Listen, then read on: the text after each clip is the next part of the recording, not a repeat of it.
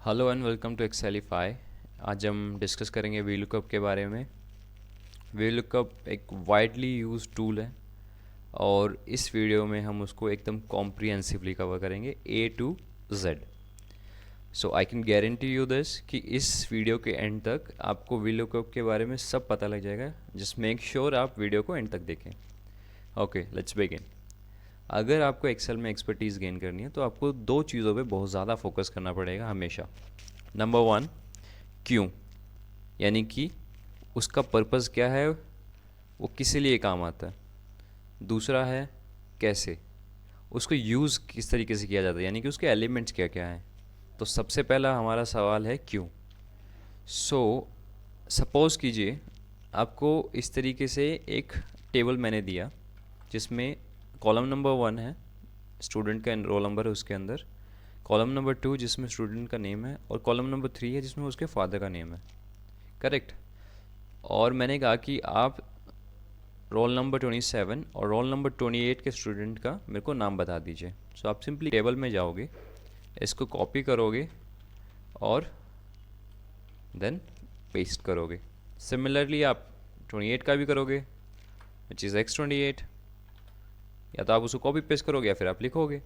यहाँ पर तो दो ही थे। अगर मैं ये कहूँ कि ये स्टूडेंट रोल नंबर मैं आपको थाउजेंड्स में दे दूँ, यानी कि नीचे अगर जाते रहें तो अब ये कुछ हमारे पास 22 हो गए, तो क्या आप हर एक को कॉपी पेस्ट करोगे या फिर लिखोगे? So this is not possible. तो हम इस केस में वी लुकअप यूज़ करेंगे। वी लुकअप यूज़ करते वक्त आपको क्या इंश्योर करना है, यानी कि क्यू का दूसरा पार्ट क्या है कि वी लुकअप तभी यूज़ होगा जब आपकी जो लुकअप वैल्यू है, लुकअप वैल्यू का मतलब होता है जो हमको देखना है, यानी कि जैसे रोल, यहाँ पे रोल नंबर था, तो लुकअप वैल्यू वर्टिकली अरेंज्ड हो और जो हमको रिज़ल्ट चाहिए, बेसिकली हमारे एग्जांपल में था स्टूडेंट का नेम, तो रिज़ल्ट भी वर्टिकली अरेंज होना चाहिए। तो हमने यहाँ पे देखा हमारे स्टूडेंट का रोल नंबर वर्टिकली अरेंज्ड है और स्टूडेंट के जो नाम है उसके कॉरस्पॉन्डिंग, रोल नंबर के कॉरस्पॉन्डिंग स्टूडेंट के नाम है वो भी वर्टिकली अलाइंड है। तो सबसे पहले हमने देख लिया क्यों। अब डिस्कस करते हैं कैसे। तो अब इसके एलिमेंट्स के बारे में डिस्कस करते हैं। एलिमेंट्स वी लुकअप के 4 होते हैं। सबसे पहला होता है लुकअप वैल्यू। लुकअप वैल्यू का मतलब होता है कि हमको देखना क्या है। जैसे हमारे एग्जाम्पल में था स्टूडेंट का रोल नंबर, उसके बाद टेबल अरे होता है। तो टेबल अरे में हम क्या करते हैं, एक टेबल सेलेक्ट करते हैं, यानी कि देखना कहाँ से है वो एलिमेंट वो बताता है। कॉलम इंडेक्स नंबर, अब टेबल में हमने देखा था कि पहले में था स्टूडेंट का रोल नंबर, दूसरे में था स्टूडेंट का नाम और तीसरे में था उसके फादर का नाम।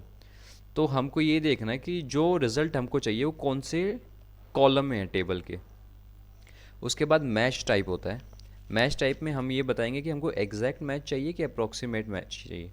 हम यूजुअल केस में एग्जैक्ट मैच को यूज़ करते हैं।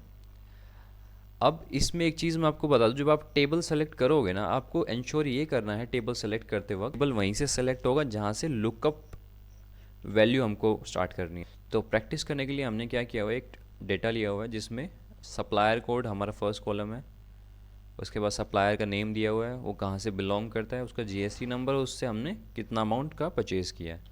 तो अब हमको रिज़ल्ट चाहिए। Let's practice it.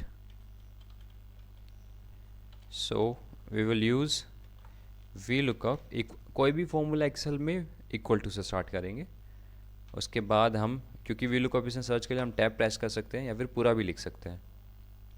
उसके बाद लुकअप वैल्यू, यानी हमें क्या देखना है, तो हमको देखना है सप्लायर कोड। उसके बाद कॉमा, हम टेबल एरे सेलेक्ट करेंगे। टेबल एरे सेलेक्ट करते वक्त मैंने बताया था कि सबसे पहला कॉलम वहीं से स्टार्ट होगा जहाँ पे हमारी लुकअप वैल्यू मिलेगी हमको। तो हमारे केस में बाय चांस पहले में ही है तो हम यहीं से स्टार्ट करेंगे। उसके बाद टेबल हम इतना सेलेक्ट कर लेंगे। अब नीचे तक इसको ड्रैग करेंगे कंट्रोल शिफ्ट यूज़ करते हुए, फ्रीज़ कर देंगे क्योंकि हम नहीं चाहते जब हम अपना फॉर्मूला को नीचे ड्रैग करें हमारा टेबल चेंज हो। कॉमा डालते हैं। अब column index number, column index number compute करते वक्त आप हमेशा स्टार्ट करोगे, जो आपकी लुकअप वैल्यू है वो पहला कॉलम होता है, उसके बाद काउंट करना शुरू करते हैं राइट वर्ड्स। तो 1 2 3 4 5 6, तो हमारे यहाँ पे वैल्यू आएगी 6 कोमा, अब ये पूछ रहे हैं अप्रोक्सीमेट मैच चाहिए कि एग्जैक्ट मैच चाहिए। तो अगर आपको अप्रोक्सीमेट मैच चाहिए तो आप ट्रू लिखिए या फिर 1 लिखिए, और आपको एग्जैक्ट मैच चाहिए तो आप 0 लिखिए या फिर आप फॉल्स लिखिए। तो हम 0 यूज़ कर लेते हैं, कोमा ब्रैकेट क्लोज करते हैं एंड प्रेस एंटर। ये देखिए हमारी वी लुकअप वैल्यू आ गई है। हम यूज़ करेंगे कंट्रोल डी, तो इससे देखिए जो फॉर्मूला है हर एक केस में अप्लाई हो गया और हर एक में वैल्यू भी आ रही है। कुछ एक केस में एरर आ रहा है, हम डिस्कस करेंगे एरर क्यों आते हैं। तो ये इस तरीके से वी लुकअप का यूज़ करते हैं। अब आप अगर इंडिविजुअली जाके एक एक करके देखते हैं तो बहुत सारा समय हमारा ख़राब हो जाता है। अब हमारी अंडरस्टैंडिंग देखते हैं।